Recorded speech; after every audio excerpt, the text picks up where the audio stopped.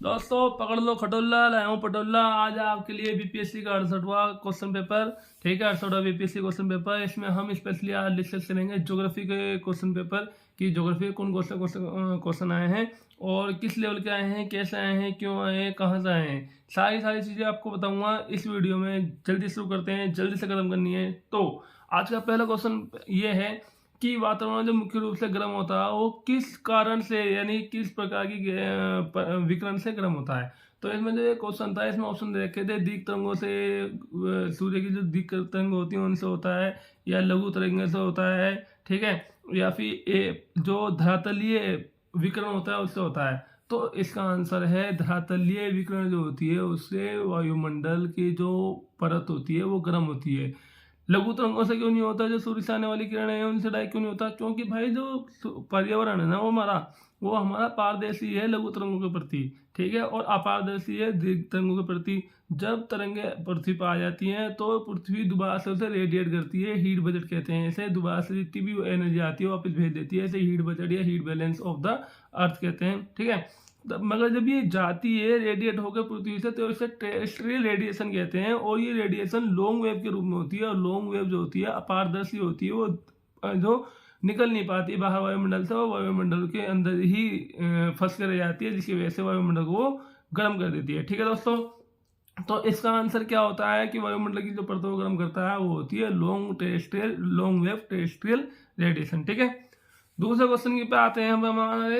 ये क्वेश्चन कहाँ से आया, ये क्वेश्चन एनसीईआरटी से आया। जब आप हीट बैलेंस या आप जब टेम्परेचर पढ़ते हो, ठीक है, क्लाइमेट पढ़ते हो, तो उसमें सबसे पहले यही दे रखा है, ओके। अब चलते हैं अगले क्वेश्चन की ओर। ग्रीष्म काल के अंत में पूर्व मानसून वर्षा होती है। इसे केरल और कर्नाटक के तटीय क्षेत्रों में एक सामान्य घटना होती है, ठीक है। इसे स्थानीय रूप से किस नाम से जाना जाता है। तो जो केरल है, कर्नाटक है, उसमें मानसून ग्रीष्म काल के अंत में मानसून से पहले एक बौछार के रूप में वर्षा होती है, जिसमें बहुत ज़्यादा वो फायदेमंद होती है सिर्फ केरल और कर्नाटक में। जब हम ये पश्चिम बंगाल और असम की बात करते हैं तो यहाँ पर जो ये प्री मानसून होती है, बौछार के रूप में वर्षा होती है, बहुत ज़्यादा विनाशकारी होती है, जिसके नाम ही विनाशकारी घटना कहा गया है, जिसे हम कहते हैं स्थानीय भाषा में काल बैसाखी। इसमें इसका ऑप्शन भी दे रखा है नार्वेस्टर, इसे वहाँ पर नार्वेस्टर भी कहते हैं काल बैसाखी को, ठीक है। तो नार्वेस्टर और काल बैसाखी में कंफ्यूज नहीं होना। ये पश्चिम बंगाल और असम में होने वाली प्री मानसून वर्षा है, जो कि एक विनाश लाती है, तबाही लाती है। मगर जब हम केरल और कर्नाटक की बात करते हैं तो केरल में ये एक आम वर्षा है। क्यों है आम वर्षा? आम वर्षा यूं नहीं कि आम लोगों के लिए, नहीं, जब ये वर्षा पड़ती है तो बौछार के रूप में पड़ती है।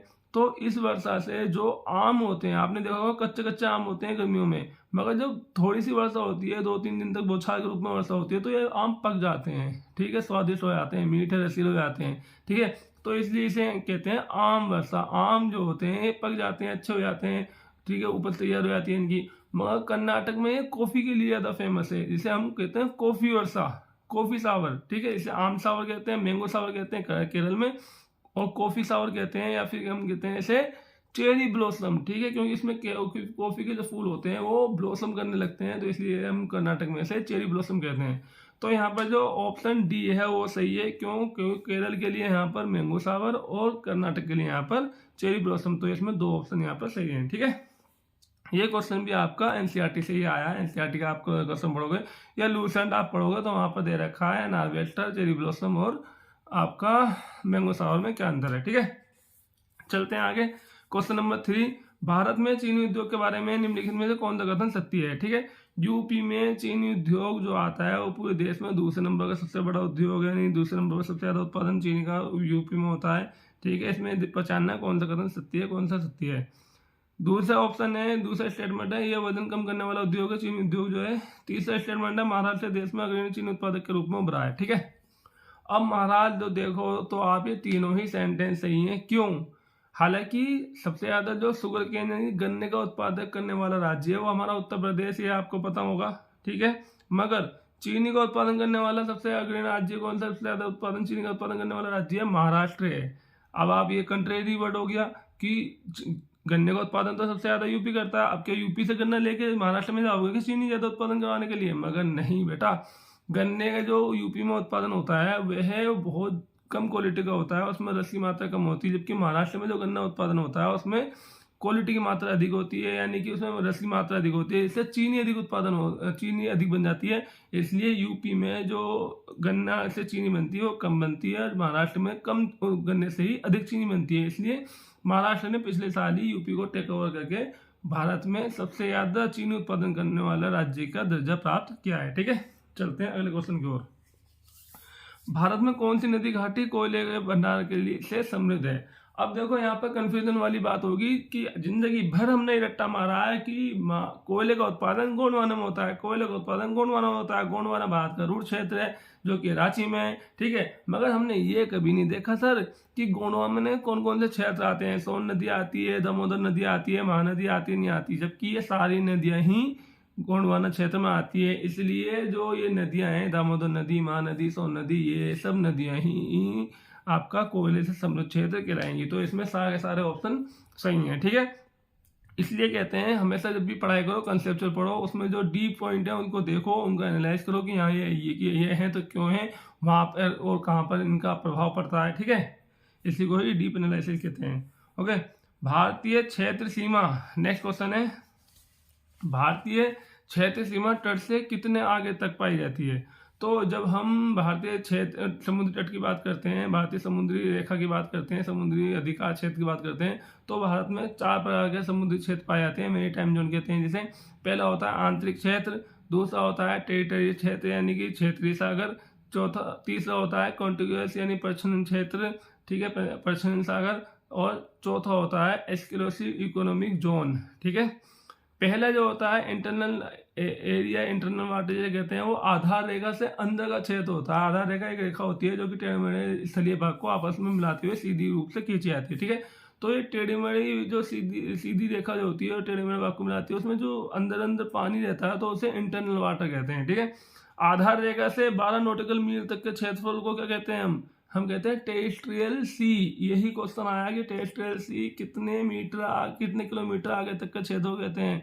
तो हम समुद्र में जो दूरी नापते हैं वो नॉटिकल मील में नापते हैं। तो यहाँ पर 12 नॉटिकल मील आंसर है कि 12 नॉटिकल मील तक हमारा जो समुद्री क्षेत्र पाया था उसको हम टेरिटोरियल सी कहते हैं। उस पर हमारा संपूर्ण अधिकार होता है, वहाँ पर कोई परिंदा भी पर नहीं मार सकता हिंदुस्तान यानी भारत की इजाज़त के बिना। ठीक है, इसके आगे आते हैं हम टेरिटोरियल सी। कॉन्टिग्यूअस जोन होता है, कॉन्टिग्यूअस जोन जो होता है वो हमारा 24 नॉटिकल मील तक का होता है। उससे आगे हम जाएंगे जो हमारा एक्सक्लूसिव इकोनॉमिक जोन आएगा जो कि हमारा 200 नॉटिकल मील तक का होता है। ये आपको पता होना चाहिए यदि आप नॉर्मल सीरियस स्टूडेंट हो तो। यदि आपको नहीं पता तो भैया भूल जाओ, तुम्हारा कहीं कुछ होने वाला है। बहुत कॉमर्स है हिंदुस्तान में, तो आप हिंदुस्तान में एक जॉब के 1-1 लाख विद्यार्थी रहते हैं। ठीक है, चलते हैं अगले क्वेश्चन की ओर, सीरियस नहीं करता रहिए।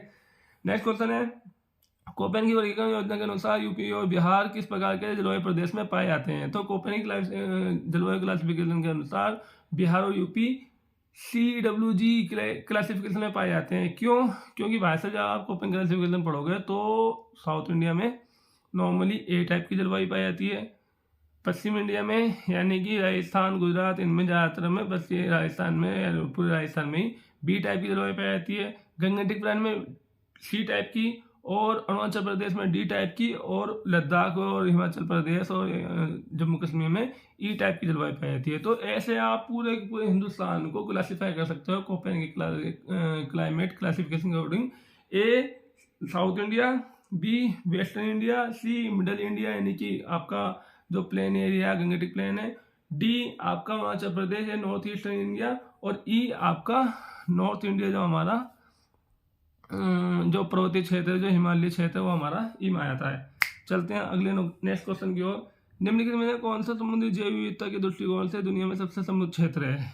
ठीक है, कुछ विशेषता दी गई हैं, उसके अनुसार यहाँ पर जो आंसर आता है इस क्वेश्चन का आंसर है सुंदरवन बायोस्फीयर रिजर्व, क्योंकि इसमें ये और सारी विशेषताएं सब में पाई जाती हैं। मनारखेड़ी बायोस्फीयर रिजर्व में पाई जाती हैं और सुंदरवन रिजर्व में पाई जाती है, मगर इसमें जो 21 द्वीप की विशेषता है वो सिर्फ सुंदरवन बायोस्फीयर रिजर्व में पाई जाती है। ठीक है दोस्तों, तो यहाँ पर सुंदरवन बायोस्फीयर रिजर्व जो कि भारत का बहुत ही ज़्यादा अनोखा बायोस्फीयर रिजर्व है, ठीक है, वो एक टाइगर रिजर्व भी है, बायोस्फीयर रिजर्व भी है, ठीक है, और बहुत ज़्यादा इंपॉर्टेंट है, यूनेस्को साइट भी है। ठीक है, आपका मनाई खाड़ी जो है, हमारे मनाई खाड़ी बायोस्फीयर रिजर्व, वो हमारा भारत का सबसे बड़ा बायोस्फीयर रिजर्व है। और नंदा देवी जो इसमें ऑप्शन में दे रखा है बायोस्फीयर रिजर्व, वो हमारा सबसे पहला बायोस्फीयर रिजर्व जो हमारा भारत में स्थापित किया गया था वो नंदा देवी बायोस्फीयर रिजर्व है। ठीक है, चलते हैं अपने अगले क्वेश्चन की ओर। नेक्स्ट क्वेश्चन है कि म्यांमार से मिलने वाले राज्यों को बताओ।